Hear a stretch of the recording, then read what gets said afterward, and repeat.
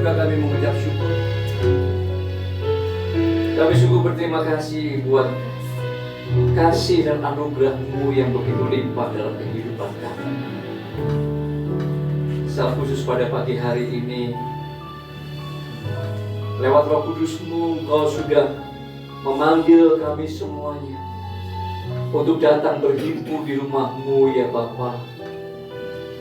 Untuk kami boleh memuji, menyembah,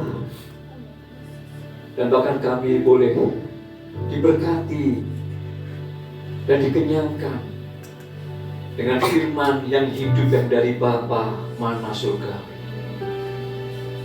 Terlebih pada pagi hari ini, Engkau yang sudah memanggil kami untuk berhimpun di tempat ini, untuk kami boleh mengambil bagian makan dan minum tubuh dan darah Tuhan kami Yesus Kristus. Kami mengucap syukur ya Bapa. Kasih-Mu begitu besar atas kami semuanya. Roh Kudus, bila kiranya saat ini Engkau yang berkuasa atas seluruh pikiran, hati, setiap sudut ruangan ini semuanya. Teduhkan setiap hati kami saat ini, Roh Kudus.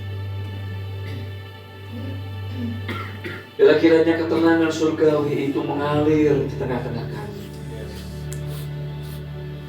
Kami mau membuka hati kami, pikiran dan telinga kami untuk mendengarkan suara Bapa di surga. Berfirmanlah ya Bapa. Urapi kami semuanya dengan Roh Kudus-Mu dan urapi anak-Mu ini. Agar pada pagi hari ini dan saat ini ketika firman-Mu dinyatakan, kami sungguh-sungguh boleh memahami akan isi hati-Mu, mengerti akan kehendak-Mu, dan kami boleh melakukannya dalam kehidupan kami. Tolong kami, Roh Kudus. Berfirmanlah Bapa di surga, pakai hamba-Mu ini sebagai saluran untuk menyatakan isi hati. Setiap perkataan yang ada dalam hati, pikiran, dan keluar dari lidah dan bibir hamba-Mu ini, biarlah kiranya itu semata-mata firman yang hidup yang berasal dari hati Bapa di surga. Di dalam nama Tuhan Yesus Kristus, kami berdoa, kami sudah menyambut akan firman-Mu. Haleluya. Amin. Amin. Shalom. Puji Tuhan, selamat hari Minggu Bapak Ibu Saudara. Oke, kita kembali berhimpun di tempat ini untuk kita mau belajar akan kebenaran firman Tuhan. Ya.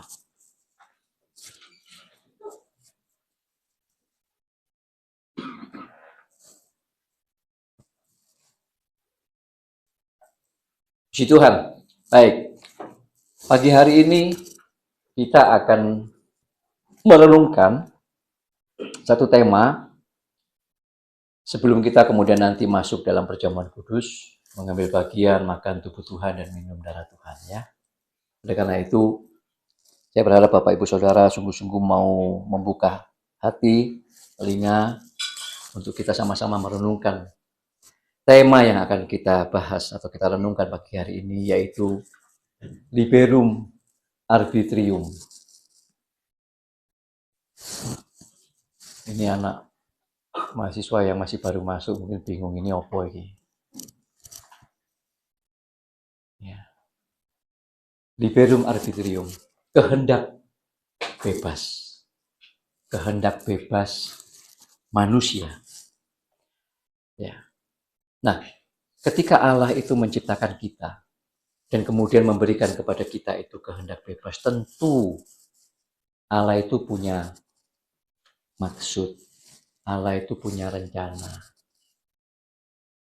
Ya. Kenapa kok sampai Allah itu juga memberikan kehendak bebas di dalam kita? Ya. Beberapa waktu yang lalu dalam PA ada yang bertanya, di surga itu kenapa kok bisa malaikat berdosa?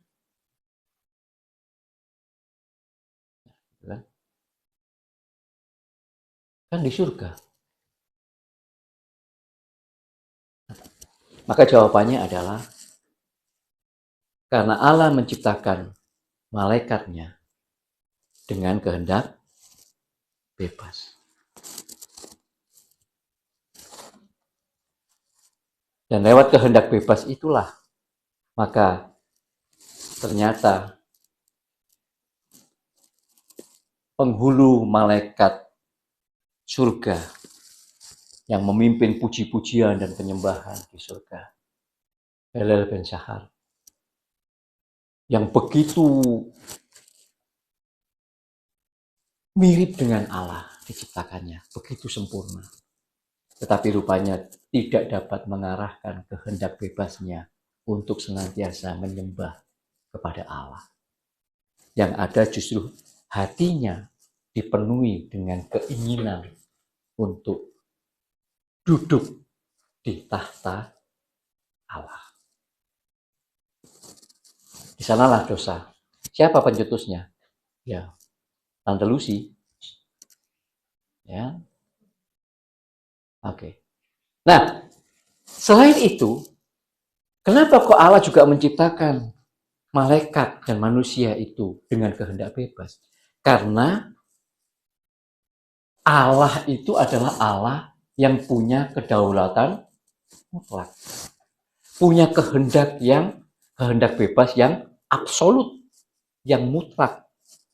Maka ketika Allah itu menciptakan manusia, khususnya di bumi ini, ya, maka Allah kemudian juga memberikan kepada manusia itu, kepada kita ini, yang diciptakan segambar dan serupa itu, tentu di sana ada kehendak bebas Allah juga yang ada.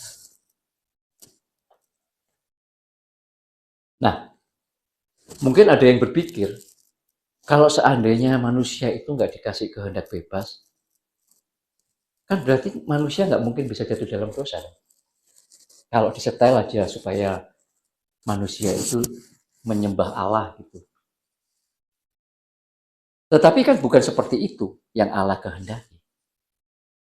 Kalau ada sebuah sikap, tindakan yang itu sudah disetel dari awal, disetting dari awal, maka itu tentu adalah seperti sebuah robot, mesin.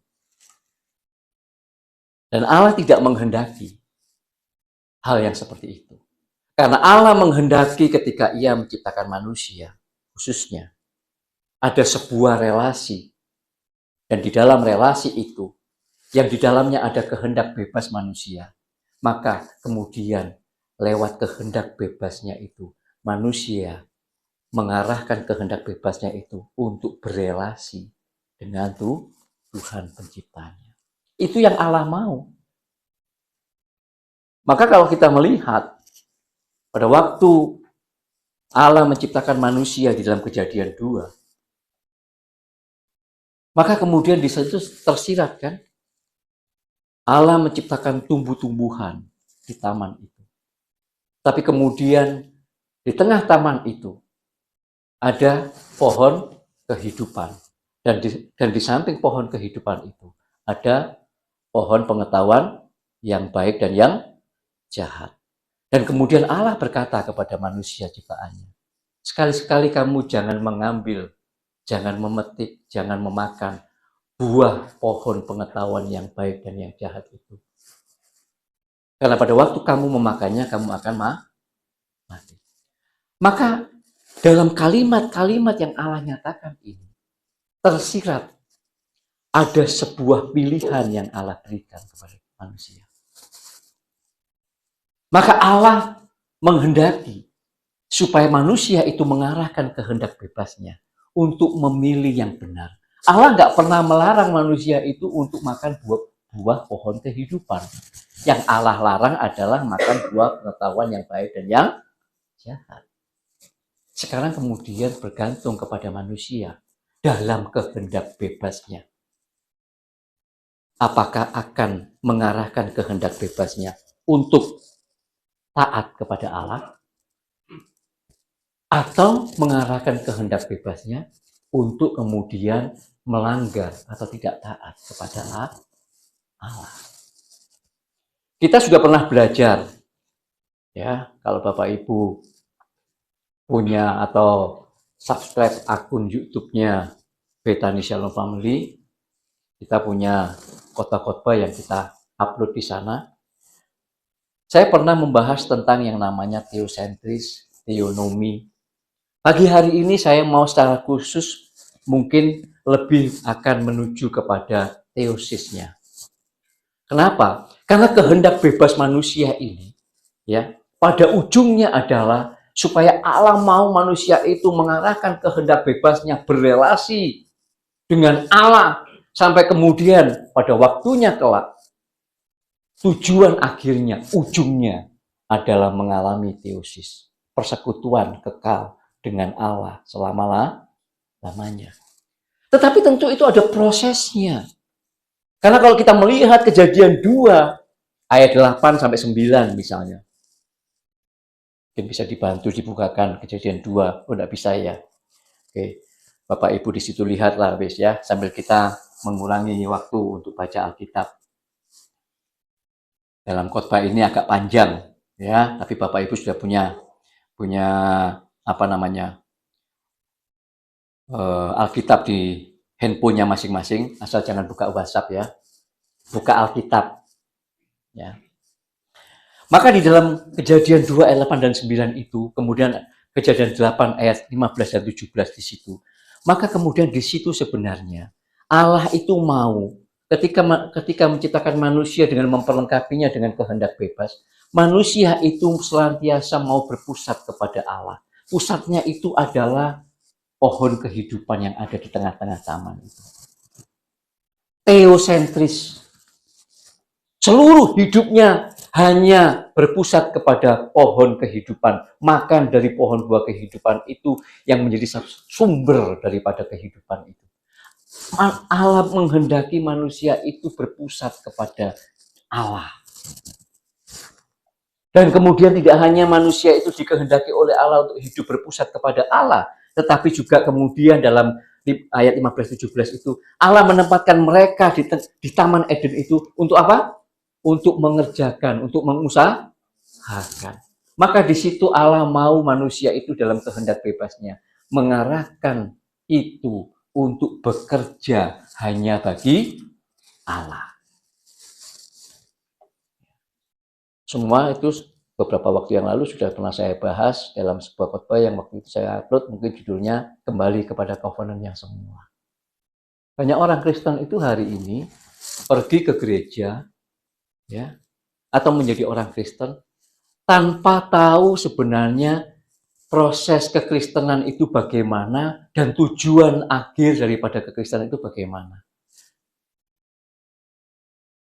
Prosesnya juga nggak pernah tahu, tujuannya juga nggak jelas.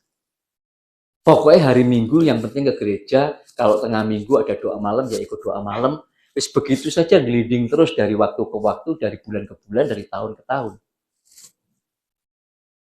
Yang terjadi adalah banyak gereja kemudian menjadi entertainment rohani.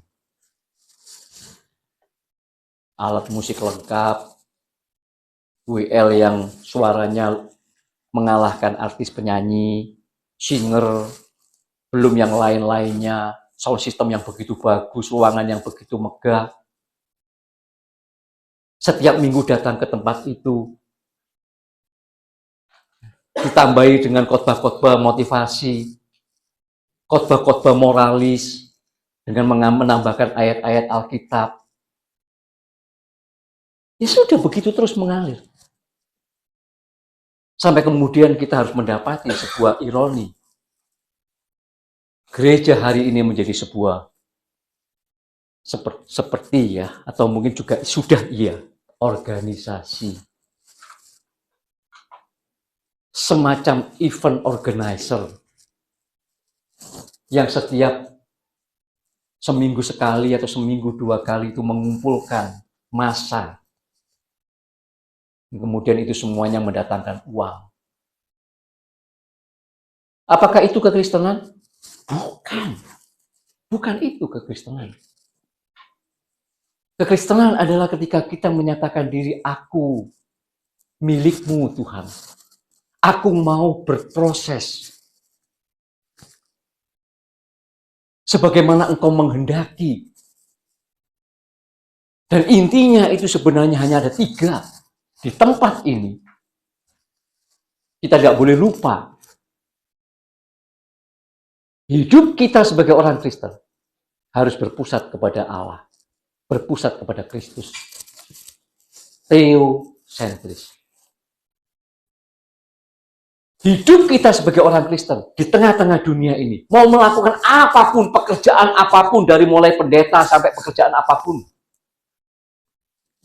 semuanya itu kita kerjakan sebagai sebuah ibadah bagi Allah. Silakan bentuknya boleh apapun. Tapi hati kita mengerjakannya semua itu bagi Tuhan. Nanti dampaknya, efeknya, itu pasti akan kelihatan kalau memang orang itu hidup seperti itu. Dia akan menempatkan dirinya sebagai hamba Allah yang mengelola berkat-berkat atau apapun talenta yang Allah berikan, karuniakan. Bukan bertindak sebagai owner, pemilik. Kalau sudah punya itu dalam hati, sudah. Kita sudah mengerti. Kita sudah akan terus mau belajar. Untuk semakin terus. Karena arahnya kemudian, ketika kita teosentris, ketika kemudian kita teonomi, maka itu membawa kita terus berprogres untuk menjadi orang-orang di dalam Yesus Kristus yang dari hari ke hari, bulan ke bulan, tahun ke tahun, kita itu akan semakin mengalami yang namanya teosis. Sekalipun masih ada di dunia ini. Belum sempurna, mencicipi teosis itu, tapi itu akan terus berprogres.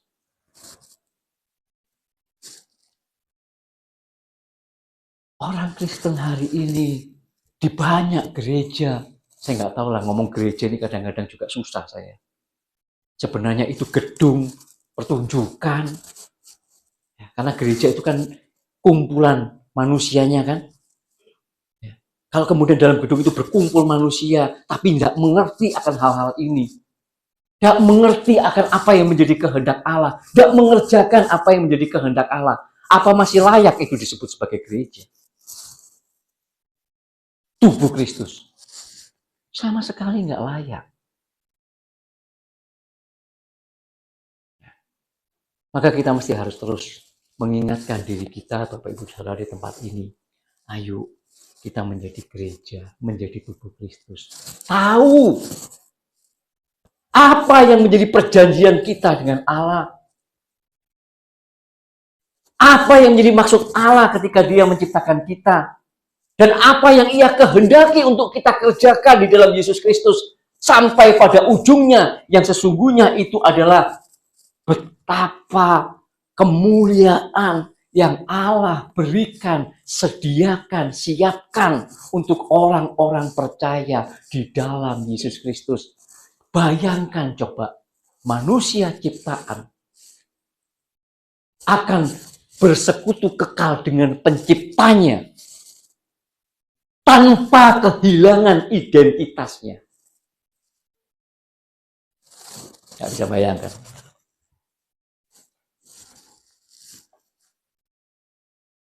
Salah satu agama yang ada di Indonesia ini atau di dunia ini mungkin punya konsep yang mirip, tetapi beda. Bedanya di mana? Mereka punya konsep yang artinya kemudian pada titik tertentu mereka itu tiba-tiba akan hilang, melebur dengan yang disebut sebagai Sang Pencipta, yang bagaikan samudra luas. Dan mereka hanya setitik air yang begitu masuk, hilang. Tapi kita enggak begitu. Di dalam Yesus Kristus ketika kita mengalami teosis, persekutuan kekal dengan Allah, Kita nggak kehilangan identitas kita pribadi, lepas pribadi yang Allah ciptakan. Saya yang seperti ini diciptakan seperti ini oleh Allah. Kalau dalam kasih karunia-Nya di dalam Yesus Kristus, saya terus mau berprogres dan sekali waktu kelak mengalami teosis, maka dalam teosis itu saya tidak kehilangan pribadi ciptaan ini. Demikian juga Bapak Ibu Saudara yang digambarkan di kitab Wahyu sebagai memerintah bersama-sama dengan Yesus Kristus, kekal selama-lamanya dalam kemuliaan. Bisa Bapak Ibu bayangkan hal itu? Benar-benar tidak bisa dibayangkan bagaimana kemuliaan. Tapi banyak orang Kristen nggak diajari akan hal ini. Nggak diajari untuk menunjukkan dirinya kepada hal ini. Munyer-munyer setiap hanya menjadi orang Kristen yang cuma ya sudah begitu terus saja. Ya. Nah, jadi betapa sebenarnya ketika Allah itu memberikan kehendak bebasnya di dalam kita, itu sesuatu yang sebenarnya akan menjadi begitu sangat-sangat berharga. Asalkan kita dengan kesadaran dan belajar dan dengan kuasa yang Allah berikan, nanti saya akan ulas. Kemudian kita akan mengarahkan kehendak bebas itu semakin hari semakin berelasi secara benar dengan Allah. Hidup yang berpusat kepada Allah, bekerja bagi Allah, dan kemudian pada akhirnya mengalami persekutuan kekal dengan Allah selama-lamanya. Nah, tapi karena itu namanya adalah kehendak bebas, kuasa untuk memilih, seperti di Taman Eden itu memilih antara pohon kehidupan dengan pohon pengetahuan yang baik dan jahat. Memilih untuk taat kepada perintah Allah atau tidak taat kepada perintah Allah. Maka di sini terkandung juga sebuah resiko yang juga tidak kecil, yang besar. Karena dengan kehendak bebas yang Allah siapkan itu bisa jadi diarahkan ke arah yang salah. Sebagaimana Hel ben Zakar di surga yang diciptakan dengan begitu luar biasa sempurnanya, ternyata juga mengarahkan kehendak bebasnya. Perbedaannya adalah makhluk-makhluk surgawi itu, ini Bapak Ibu nggak akan dapat di mana. Ya, sebenarnya akan menjawab sebuah pertanyaan besar. Pak, kan gampang saja sih Pak. Kalau manusia itu kan Allah yang memberikan kehendak bebas. Kalau kemudian malaikat itu jatuh dalam dosa, diampuni saja kan sudah selesai toh Pak. Kan Allah Maha Pengampun.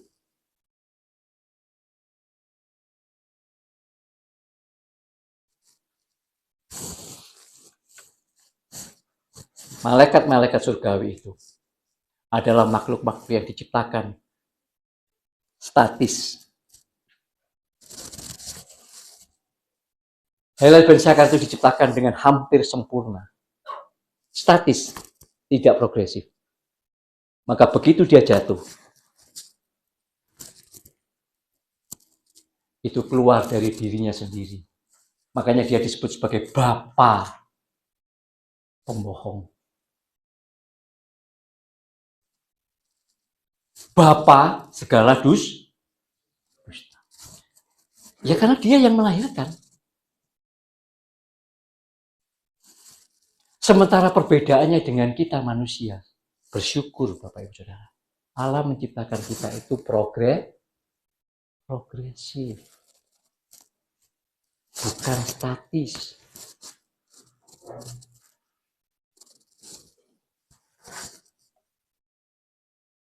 Nah, inilah yang kemudian ketika Allah menciptakan kita manusia, apakah dia tahu bahwa manusia nanti akan jatuh dalam dosa oleh karena kehendak bebasnya? Tahulah dalam kemahatauannya. Tetapi dalam kemahatauannya, dalam maha kasihnya juga, kemudian dia juga akan mengatakan bahwa kau adalah makhluk yang progresif, yang mestinya akan semakin terus menjadi semakin serupa dengan aku. Kalau kamu berprogres dengan benar. Kalau kamu jatuh, maka kejadian 3 ketika manusia jatuh dalam dosa, Allah sudah memberikan sebuah Injil keselamatan. Dari perempuan ini, keturunannya perempuan ini akan lahir manusia sebenarnya sang firman yang mengambil rupa manusia yang akan menebus dosa. Maka di sini terkandung satu hal yang penting. Sekalipun iblis itu tidak suka ketika Allah menciptakan manusia untuk supaya kemudian manusia itu menjadi mandataris Allah, Kejadian 1:26, 27, 28, supaya manusia itu kemudian nanti berkuasa atas seluruh ciptaan Allah, ciptaan yang fisik maupun yang metafisik. Maka ketika iblis itu dilemparkan ke bumi dan Taman Eden itu turun di bumi dan Allah menciptakan manusia di Taman Eden, sudah ada iblis, sudah ada dosa. Maka kemudian iblis ini berusaha untuk menggagalkan supaya manusia tidak berhasil menjadi mandatarisnya Allah, tidak berhasil menjadi penguasa atas seluruh ciptaan Allah, baik yang fisik maupun yang metafisik. Maka kemudian iblis tahu kamu juga punya kehendak bebas. Lewat itulah iblis masuk, berdialog dengan Hawa.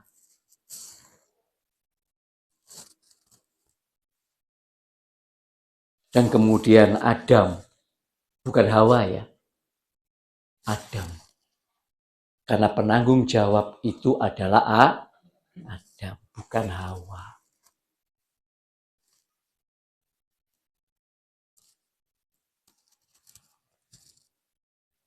Mereka kemudian tidak bisa mengarahkan kehendak bebasnya sesuai dengan apa yang Allah kehendaki. Seolah-olah sepertinya iblis berhasil. Tetapi iblis lupa bahwa Allah itu berdaulat penuh. Allah justru memakai tipu muslihat iblis itu yang menggunakan, yang memperdayai kehendak bebas manusia itu. Allah pakai itu kemudian untuk maksud menjadi sebuah batu ujian bagi manusia, bagi kita. Bagi kehendak bebas kita. Supaya apa? Sesuatu itu menjadi valid, sesuatu itu menjadi sah kalau melewati uji. Coba anak-anak STT.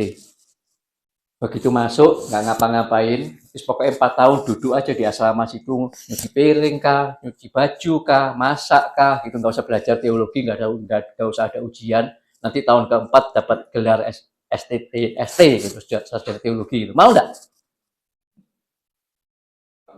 Hah? MTH gitu, STH gitu. Hah? Yang benar nggak mau. Loh, saya banyak yang mau loh. MTH itu di beberapa tempat ada harganya. Wes pokoknya tenang aja, langsung MTH gitu. Ya, belajar apa tidak jelas. Ya. Kan nggak valid kan, nggak sah kan. Maka memang segala sesuatu itu menjadi valid, menjadi sah ketika ada ujian. Jangan jauh-jauh.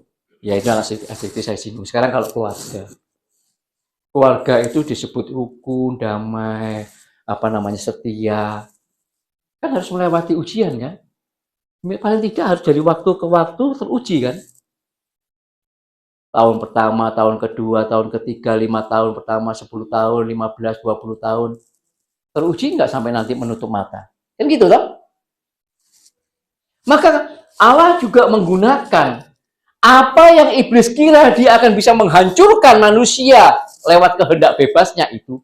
Allah pakai itu untuk kemudian menjadi sebuah batu ujian supaya kehendak bebas manusia itu sungguh-sungguh nantinya valid, sah ketika manusia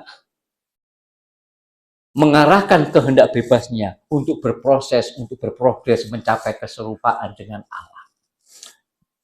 Sekalipun sayangnya Adam gagal. Dan kegagalan Adam itu membuat manusia yang seharusnya teosentris, yang seharusnya teonomi, membuat manusia itu akhirnya menjadi egosentris, antroposentris. Manusia berpusat kepada dirinya sendiri. Kalau tidak berpusat kepada dirinya sendiri, manusia mau bergantung kepada orang lain, manusia lainnya.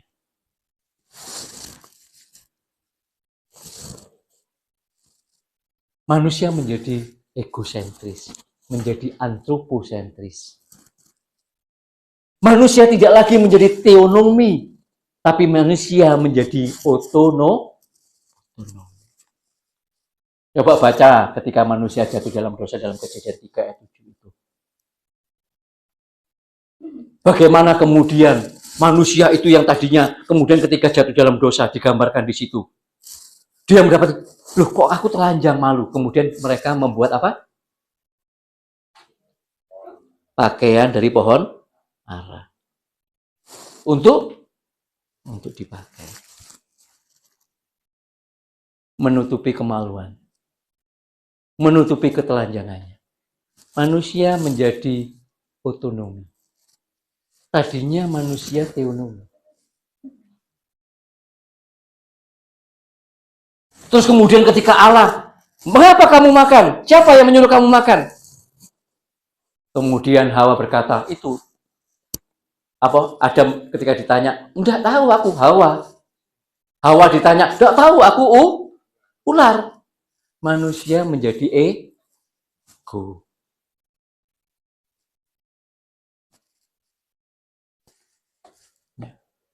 Langsung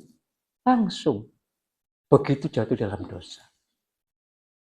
Sehingga sejak itu ketika manusia sudah mulai menjadi otonomi, menjadi egosentris, antroposentris, manusia kemudian meleset, tidak bisa lagi, tidak mampu lagi mengarahkan kehendak bebasnya untuk menjalani hidup yang berpusat kepada Allah, karena sekarang hidupnya berpusat kepada dirinya sendiri dan kepada manusia lain. Manusia tidak bisa hidup bekerja untuk kepentingan Allah, karena manusia hidup bekerja untuk kepentingan dirinya sendiri. Maka dengan kondisi yang seperti ini, tidak mungkin manusia akan berakhir di teosis. Yang ada adalah manusia akan berakhir terpisah dari Allah. Nah, dampak daripada kejatuhan manusia yang kemudian akhirnya manusia berpusat kepada dirinya sendiri, bekerja untuk dirinya sendiri, maka sekarang dampak yang lainnya adalah pikiran manusia yang diciptakan dengan pikiran dan perasaan dan memiliki kehendak bebas itu. Dan kehendak bebas ini adalah hasil dari pikiran dan perasaan manusia. Maka sekarang pikiran manusia meleset, perasaan manusia meleset, sehingga kehendak bebas manusia pun juga meleset. Dosa itu adalah kemelesetan, hamartano, hamartia. Dalam kemelesetannya ini, manusia tidak akan pernah mungkin untuk mengalami pemulihan, mengalami pembaharuan dengan kemampuannya sendiri. Tak mungkin.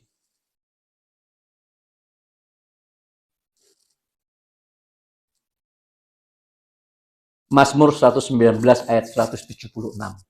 Multimedia sudah bisa kah?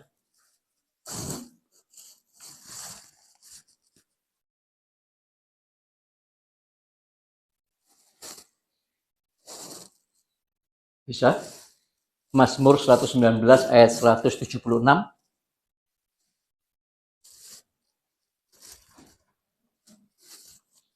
Aku sesat seperti domba yang hilang. Carilah hambamu ini, sebab perintah-perintahmu tidak kulupakan. Daud berkata dalam Mazmurnya, aku ini sesat seperti domba yang hilang. Nah, maka manusia yang sudah jatuh dalam dosa itu, yang sudah meleset itu, seperti domba yang tersesat, yang berjalan tanpa arah yang benar. Nggak bisa lagi. Pikirannya sudah meleset, perasaannya sudah meleset, maka pikiran dan perasaan yang meleset itu melahirkan kehendak yang meleset juga. Jalannya, arahnya itu sudah tidak lagi di jalan dan arah yang benar. Domba yang tersesat. Maka kemudian Kristus itu datang sebagai sang gembala. Dia mencari sekalipun satu yang hilang, dia cari itu yang domba yang hilang itu. Oke. Nah, maka sang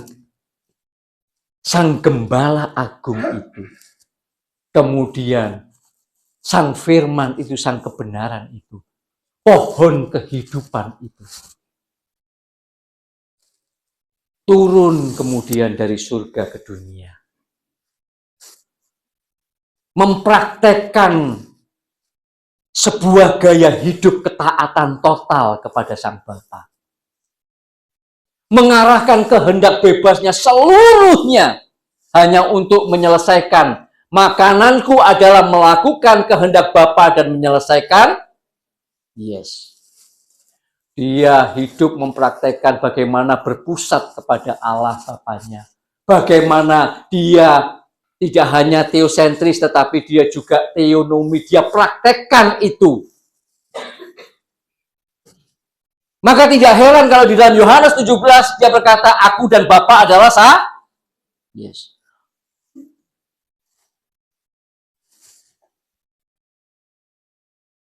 Dialah prototipe yang sempurna manusia dengan darah dan daging yang mempraktekkan teosentris, mempraktekkan teonomi, dan kemudian mengalami Nah, sekarang kita di dalam Yesus Kristus itu. Kita sekarang di dalam Yesus Kristus itu. Sehingga kemudian di dalam 1 Petrus 2 ayat 24-25,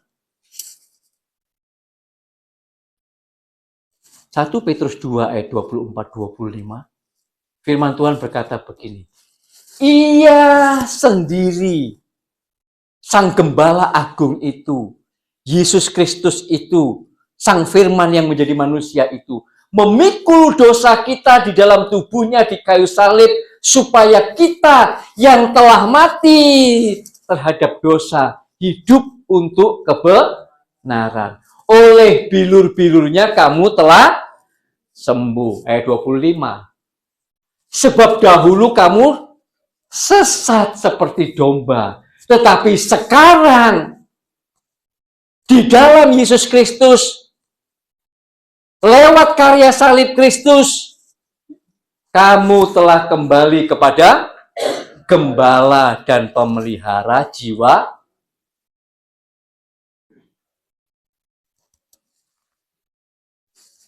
Hanya oleh karya salib Kristus, hanya di dalam Yesus Kristus, kita bisa kembali kepada Sang Gembala dan pemelihara jiwa kita. Kalau kita bersama-sama dengan Sang Gembala dan kita ini domba, maka tidak mungkin kita tidak mungkin. Itulah sebabnya Bapak Ibu Saudara, Yohanes 1 ayat 11 berkata begini, untuk orang-orang percaya di dalam Yesus Kristus, untuk orang-orang yang sudah menerima Yesus Kristus itu sebagai pemilik hidupnya. Ia datang kepada milik kepunyaannya, tetapi orang-orang kepunyaannya itu tidak menerimanya. Tidak mau menerima dia sebagai pemilik hidupnya, orang-orang itu. Tetapi ayat 12 berkata, tetapi kalau kita atau semua orang yang menerimanya, yang mau bersedia dimiliki oleh Sang Gembala Agung itu sebagai tuannya, dia menyerahkan hidupnya dan kita mau dimiliki, diberinya apa? Kuasa. Supaya menjadi anak-anak Allah, yaitu mereka yang percaya dalam nama. Kata kuasa itu bukan menggunakan kata dunamis. Bukan sebuah kuasa yang aktif seperti dalam Kisah Rasul 1 ayat 8. Yang lewat kata dunamis itu muncul kata dinamit. Meledak, ledakan yang begitu, energi yang begitu. Tetapi kata kuasa di sini menggunakan kata exousia. Hak istimewa. Privilege. Yang diberikan kepada orang-orang percaya di dalam Yesus Kristus. Yang bersedia, bukan cuma sekedar percaya mulutnya, tetapi yang sungguh-sungguh bersedia menerima dia, dimiliki hidupnya oleh Sang Gembala, oleh Sang Kristus itu. Maka kepada mereka diberikanlah hak istimewa. Inilah kuasa yang akan memampukan orang-orang percaya di dalam Yesus Kristus yang bersedia memberikan dirinya, memberikan hidupnya di dalam Kristus itu. Mereka akan menjadi anak-anak Allah. Akan berproses, berprogres. Tidak hanya statusnya saja sebagai anak Allah, sebagai orang Kristen. Tetapi terus akan berprogres. Keberadaannya, keadaannya semakin hari, semakin sungguh-sungguh menjadi anak Allah yang bergerak dari waktu ke waktu mengalami persekutuan kekal dengan Allah, teosis. Asal mau mengarahkan kehendak bebas, aku mau Tuhan, hidupku milikmu. Nah inilah orang-orang Kristen yang disebut sebenarnya sebagai pengikut-pengikut Kristus. Bukankah Kristus itu sudah mempraktekkan teosentris? Bukankah Kristus itu sudah mempraktekkan teonomi? Bukankah Kristus itu juga yang kemudian sudah mendemonstrasikan teosis itu bagi kita? Nah kalau kita ini pengikut-pengikut Kristus, kita menyebut diri orang Kristen, aku Kristen, maka aku pengikut Kristus. Maka tentu hidupmu teosentris enggak? Hidupmu teonomi enggak? Kamu sedang mengarahkan dirimu kepada teosis enggak? Coba renungkan. Tanya kepada banyak orang Kristen, ngerti enggak hal seperti ini?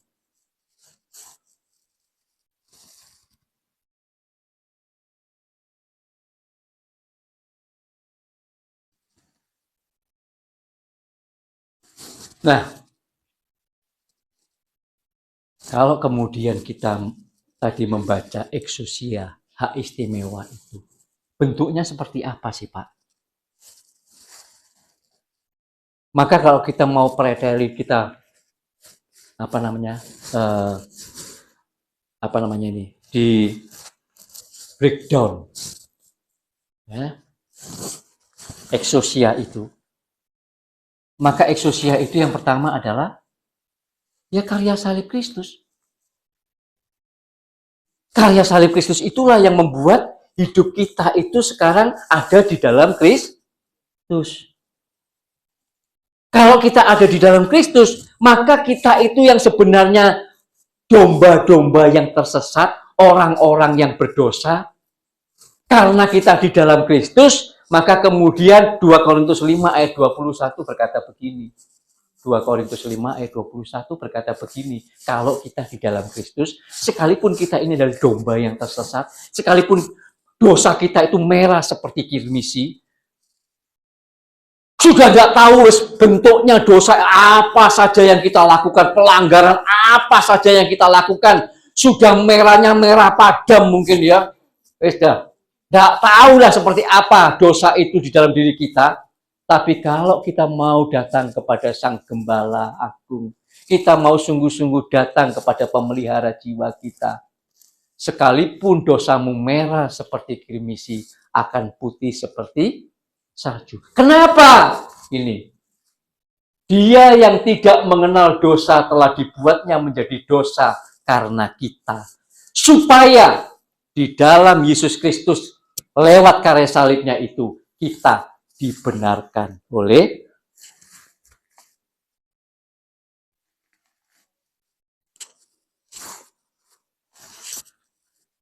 hari ini. Sayangnya tanpa sebuah pengajaran yang benar, ada begitu banyak orang-orang yang ada di dalam gedung-gedung gereja nggak mengerti akan semuanya hal ini.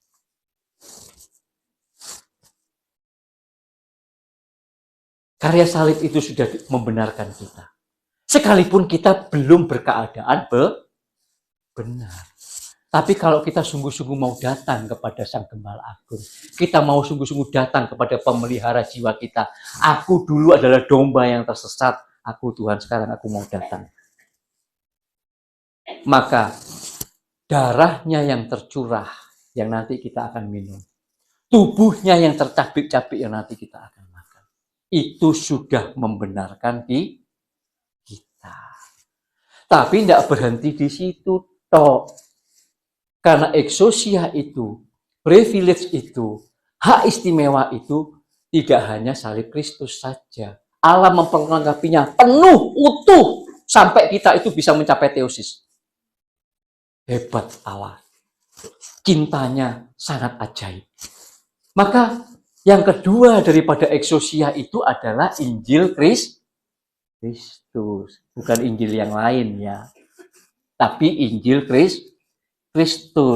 Karena lewat Injil Kristus itulah kemudian kita diperlengkapi untuk dapat belajar semakin mengenal Kristus, dan kemudian dalam pengenalan itu kita akan semakin dibaharui. Efesus 4 ayat 20. Saya baca-baca ayat firman Tuhan ya. Bapak Ibu lihat semuanya nyambung gak sih semuanya itu gitu ya. Lihatlah betapa Alkitab kita itu ajaib. Betapa Alkitab itu menjelaskan dirinya sendiri. Ya. Tetapi kamu, orang-orang yang percaya di dalam Yesus Kristus, kamu bukan demikian. Kamu telah belajar mengenal Kristus. Kamu telah belajar mengenal Kristus. 21. Kita baca dah. Karena kamu telah mendengar tentang Dia dan menerima pengajaran di dalam Dia menurut pengajaran yang nyata di dalam Yesus. 21-22. Yaitu bahwa kamu berhubung dengan kehidupan kamu yang dahulu, maka sekarang kalau kamu sudah mengenal Dia, harus menanggalkan manusia lama yang menemui kebinasaannya oleh nafsunya yang menyesatkan. 23. Dan mengenakan manusia supaya kamu dibaharui di dalam Injil Kristus itu membuat kita semakin mengenal Kristus. Kristus itu siapa? Kristus itu adalah manusia sama dengan kita. Dia Sang Firman yang mengambil rupa manusia yang sama dengan kita. Jangan cuma dibatasi kalau dia Sang Firman. Enggak, dia mengambil rupa kita manusia. Artinya Sang Firman itu punya kehendak bebas juga. Artinya Sang Firman itu juga kemudian punya kemungkinan untuk kemudian mengarahkan kehendak bebasnya. Tetapi Ibrani berkata, Dia taat sampai mati. Dalam segala penderitaannya, Dia belajar taat. Taat sampai mati di atas kayu salib. Dia sungguh-sungguh mau mengarahkan seluruh kehendak bebasnya. Makanya dia berkata, makananku adalah melakukan kehendak Bapa dan menyelesaikan pekerjaan. Dia menjadi teladan yang sempurna. Makanya kita mengikuti dia. Nah, kemudian dia kepada kita diberikan Injil. Injilnya mesti harus disebut Injil Kristus. Supaya kita semakin mengenal Kristus ini. Dan lewat pengenalan Kristus ini, lewat Injil Kristus ini, maka kemudian kita akan bisa dibaharui roh dan pikiran kita. Nah, kalau yang diajarkan itu kemudian adalah Injil yang lain, Injil motivasi, Injil moral, dan lain sebagainya, maka yang nggak jadi yang begini. Jadinya cuma orang beragama.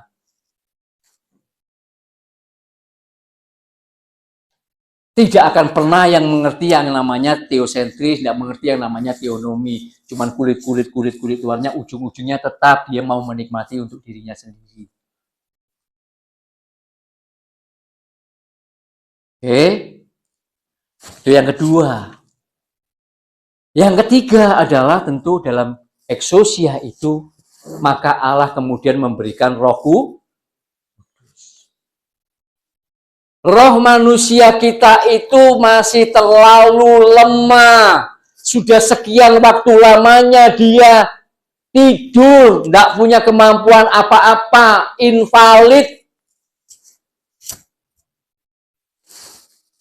Maka perlu kemudian roh Allah itu, roh kudus itu menghidupkan, memberikan kuasa, memberikan energi. Supaya roh kita, roh manusia itu yang tadinya sudah tersesat itu, yang invalid itu, sekarang mulai hidup.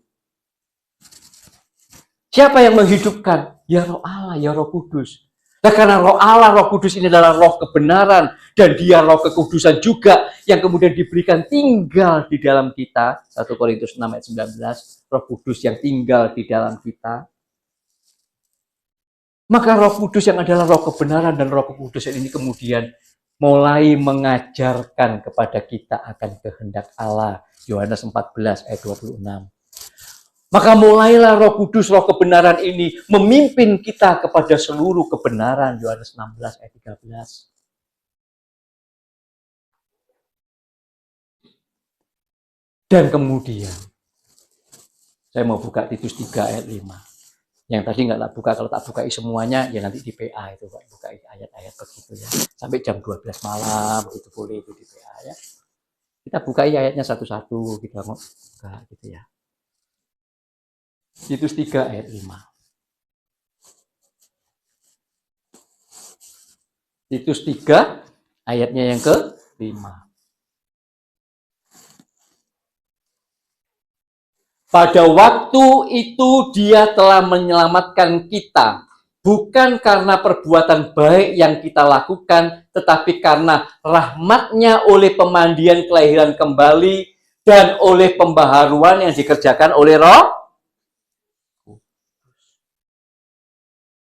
Roh kita itu sudah tidak mampu. Maka Allah memberikan roh kudus tinggal di dalam kita, roh kudus yang adalah roh kebenaran, roh kekudusan itu, untuk mengajarkan kepada kita kehendak Allah, untuk memimpin kita kepada seluruh kebenaran, dan kemudian roh kudus itulah kemudian yang juga akan memperbaharui roh dan pikiran kita, tadi di dalam Efesus tadi. Dikerjakan oleh roh kudus. Yang dibaharui apanya? Roh. Di dalam roh kita itu ada yang namanya hati nurani. Di dalam roh kita itu ada sebuah cara berpikir. Roh kita itulah manusia batiniah kita, manusia rohani kita. Disitulah seluruh ekstraksi daripada kehidupan yang kita jalani ada di situ, di dalam roh kita, yang di dalamnya ada hati nurani. Semuanya di sana. Itu yang kemudian terjadi pembaharuan dari hari ke hari. Yang tadinya sesat, yang tadinya meleset, sekarang kemudian lewat Injil Kristus, Roh Kudus, kemudian semakin mengerti kehendak Allah. Semakin dipimpin kepada seluruh kebenaran. Sampai kemudian nanti di dalam Galatia 5 itu kemudian mengeluarkan buah-buah. buah roh yang memiliki rasa sembilan. Perlu dipimpin oleh roh. Sampai kemudian berjalan seirama dengan roh. Sehingga kemudian dia memperbaharui yang namanya roh kita itu, akal budi kita itu, nous kita. Jangan lupa dengan kata nous. Kalau ada teosentris, teonomi, teosis, jangan lupa satu kata lagi, nous. Itu yang dibaharui dari waktu ke waktu kita sebagai orang Kristen, sebagai orang percaya. Bukan gelucur, minggu demi minggu gitu. Pokoknya datang, store muka misalnya ya, atau datang absen. Alkitab, malaikat, aku absen loh hari ini, maksudnya aku datang, yo, aku juga ngasih persembahan gitu. Tidak begitu. Tidak begitu. Sama sekali bukan seperti itu.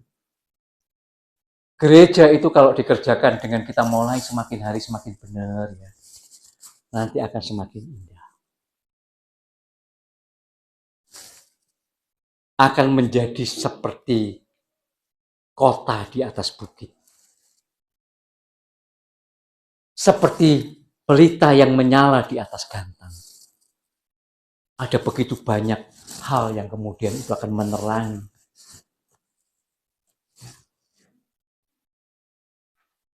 Coba toh. Ambil sedikit aja ya. Gereja yang pada waktu jemaat yang awal pertama kali. Di Kisah Para Rasul itu. Begitu mulianya itu baru kemuliaan permulaan loh. Kemudian mereka, para orang-orang percaya itu, mereka kemudian menjual tanahnya, mereka menjual ininya. Terlepas dari nanti kalau belajar teologi nanti kemudian dibedah kenapa itu secara waktu, secara saat itu kenapa kok mereka menjual gitu ya. Terlepas daripada itu ya. Mereka jual semuanya, barang-barang segala macam semuanya itu tanahnya. Dan kemudian hasilnya kemudian ditaruh di kaki para rasul. Terus sama para rasul kemudian pakai apa? Dikantongi gitu. Hah? Enggak kan? Coba hari ini dipraktekkan di organisasi-organisasi gereja. Ya saya nggak menuduh ya.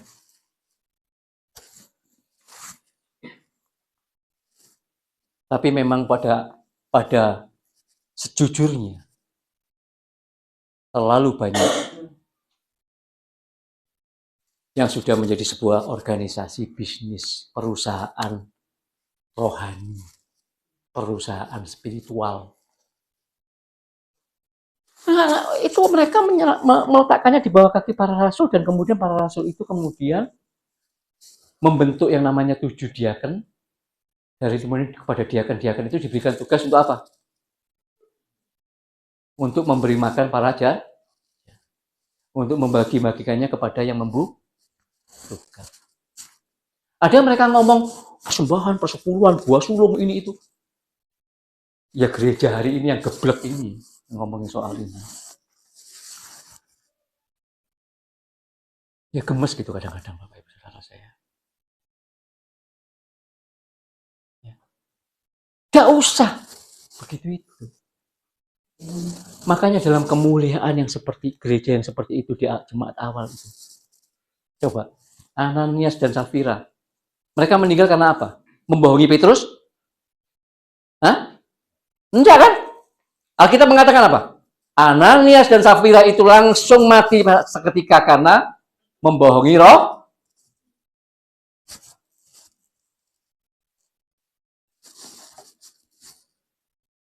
Itu gereja.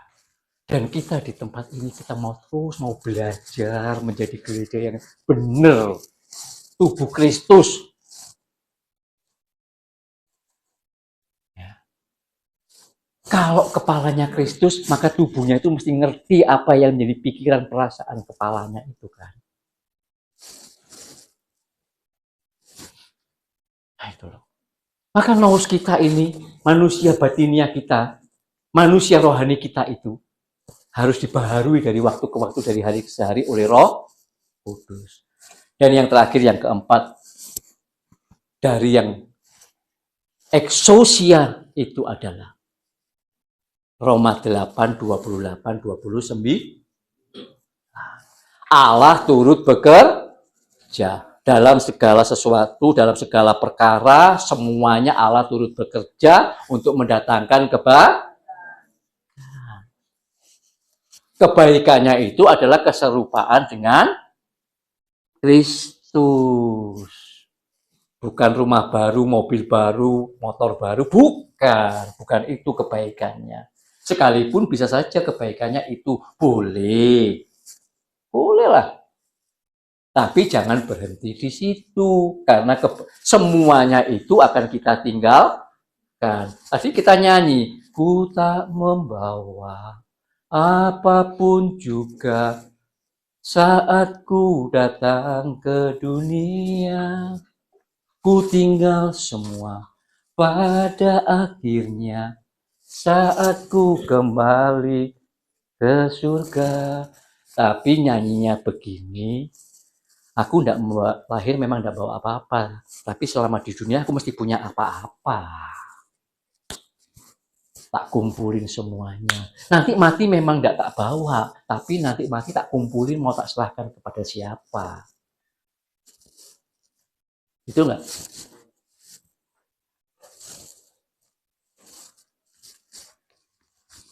Makanya itu yang disebut dengan manusia tidak lagi teonomi. Manusia sudah otonomi. Manusia sudah tidak lagi teosentris, tapi manusia sudah egosentris dan antroposentris.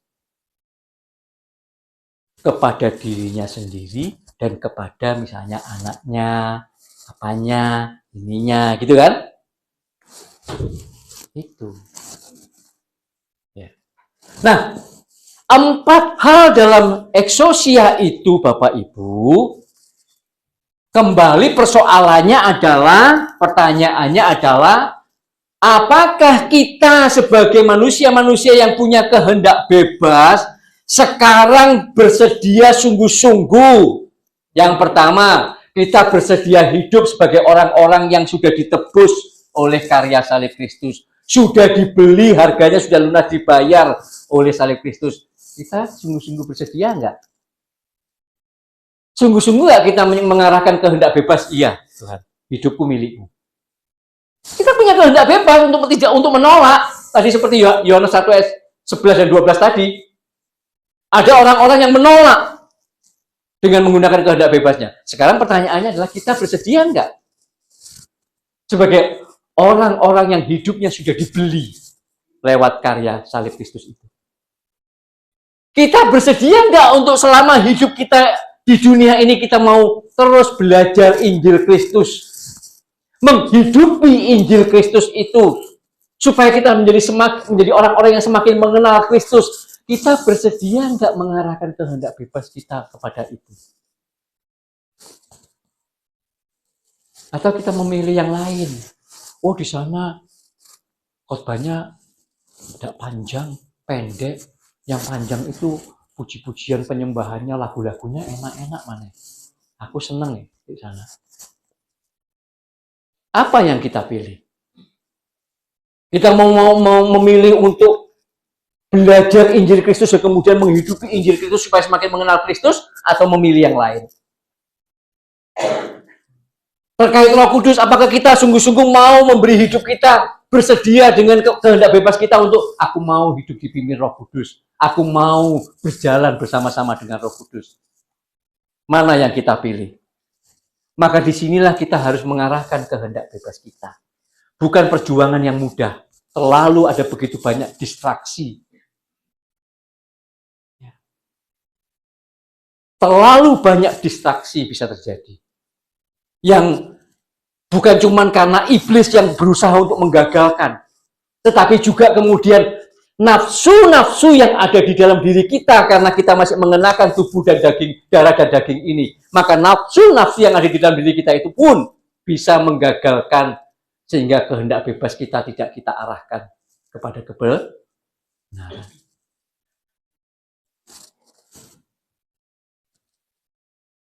Dari kecil kita mungkin sudah dicekoki, sudah diberikan filosofi-filosofi hidup, prinsip-prinsip hidup, nilai-nilai hidup lewat orang tua, lewat guru-guru, lewat teman segala macam, yang semuanya itu adalah prinsip-prinsip dan nilai-nilai hidup dunia. Nggak gampang untuk kemudian kita itu merubahnya. Makanya empat-empatnya itu harus ada. Dibenarkan dulu, kemudian kita belajar Injil Kristus, kemudian kita bersedia hidup dalam Roh Kudus, dipimpin Roh Kudus, maka kemudian kalau kita sungguh-sungguh bersedia, maka barulah yang keempat itu. Roma 8, 28, 29 tadi itu akan tergenapi dalam hidup kita. Tidak sembarang orang sebenarnya bisa mengklaim ayat 2, Roma 8, 28, 29 itu. Karena di dalam Roma 8, ayat 28, 29 itu ada sebuah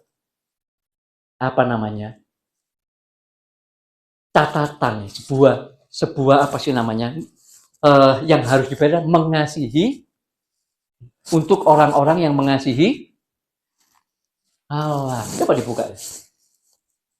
Nggak bisa semua orang itu ngeklaim itu. Coba dibuka. Saya tinggal 5 menit ya. Jadi pemain musik BL Singer bisa siap-siap. 5 menit lagi selesai. Roma 8? Loh, mana? Nggak bisa dibuka kan? Oh, orangnya hilang. Coba Roma 8, coba dibuka. Roma 8, 28, 29.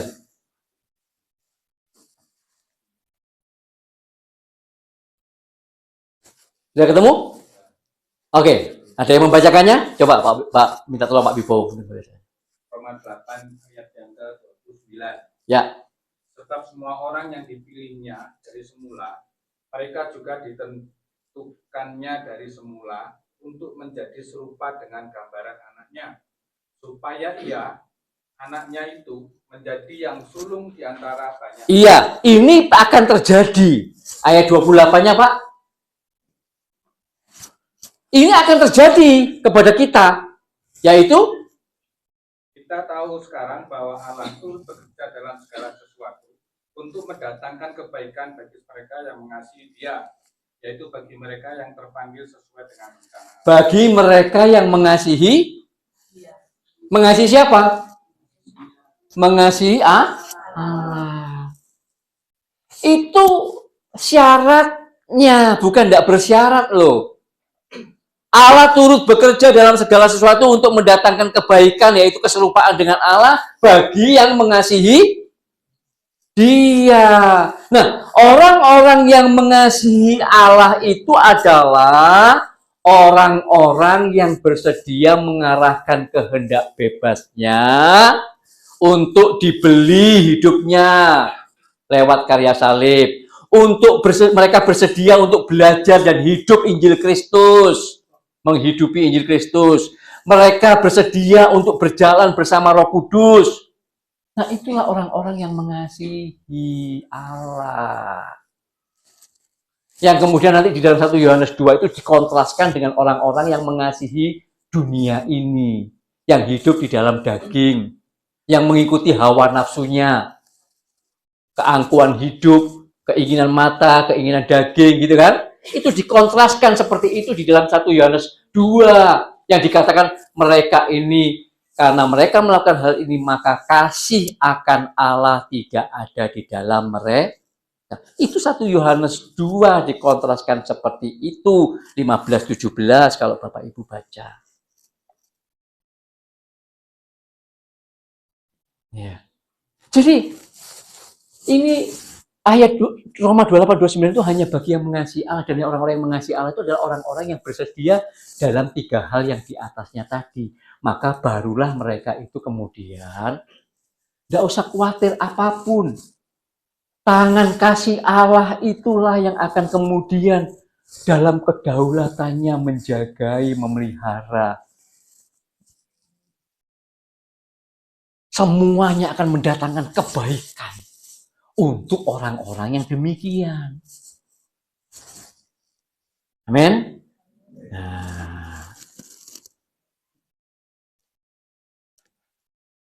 jadi Bapak Ibu Saudara, kalau kita mau berprogres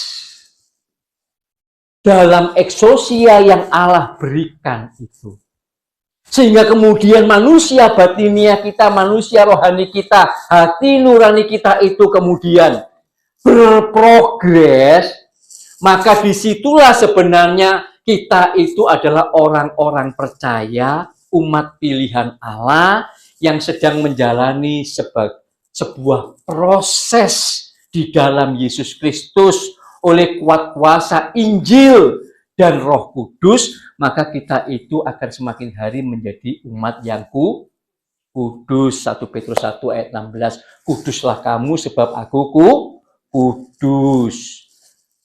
Kita akan berprogres menjadi umat milik kepunyaan Allah sendiri. 1 Petrus 2 ayat 9.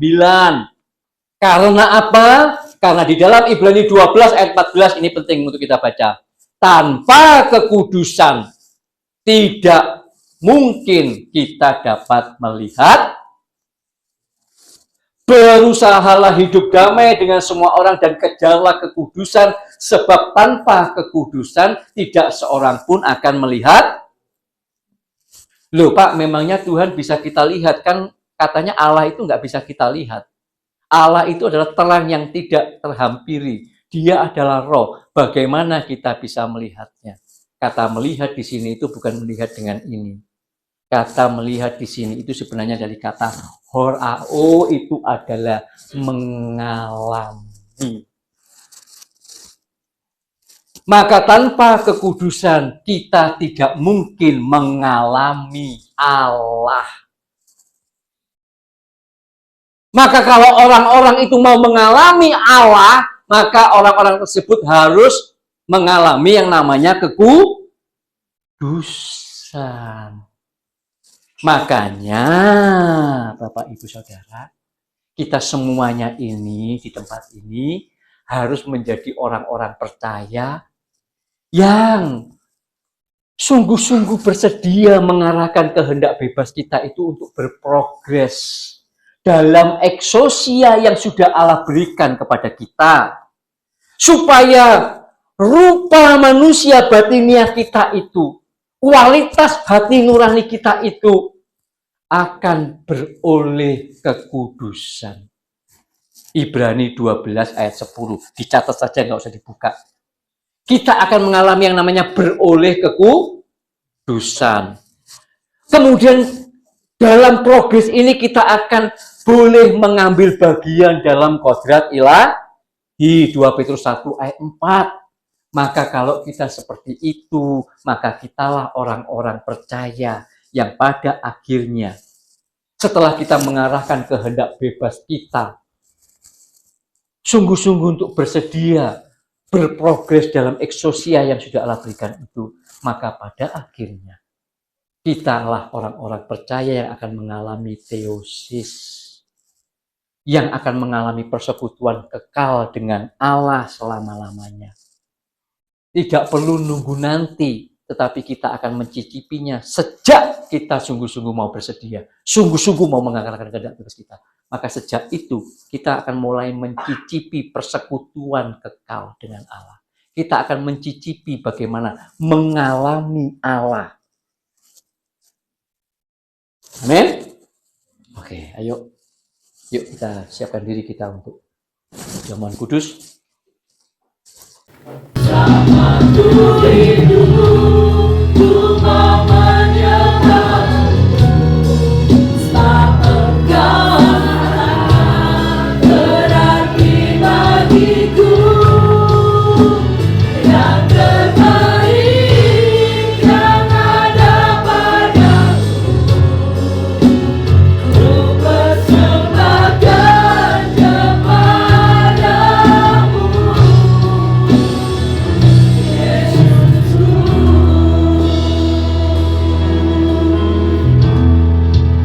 Terima kasih Bapa di surga. untuk seluruh rangkaian ibadah kami pada pagi hari ini dari awal, pertengahan hingga pada akhirnya. Engkau sudah melayakkan kami semuanya juga untuk makan tubuh Tuhan dan minum darah Tuhan. Bahkan Engkau sudah mengenyangkan kami dengan mana surgawi. Engkau sudah menyatakan kehendak-Mu. Engkau bahkan sudah membersihkan dan menyucikan kami lewat firman-Mu ya Bapa. Terima kasih Bapa di surga, kami sungguh mengucap syukur buat anugerah-Mu yang begitu limpah di dalam kehidupan kami, terkhusus dalam ibadah kami pagi hari. Sebentar kami akan pulang kembali ke rumah masing-masing. Bapa di surga, Hamba-Mu mengangkat tangan. Engkau melihat akan setiap hati akan anak-anak-Mu pada saat ini. Dan Hamba-Mu berdoa untuk mereka. Tuhan, ada di antara mereka yang datang dengan kondisi yang tidak baik-baik saja. Ada di antara mereka yang datang dengan remuk hati. Ada yang datang dengan mungkin sakit dalam tubuhnya. Ada di antara mereka yang datang mungkin dengan segala kebutuhan yang begitu mendesak. Bapa di surga, apapun yang saat ini menjadi persoalan dan masalah yang Kau lihat dalam kehidupan anak-anak-Mu, jemaat-Mu yang ada di tempat ini, pagi hari ini ya Bapa, izinkan hamba-Mu ini menaikkan doa untuk mereka semuanya.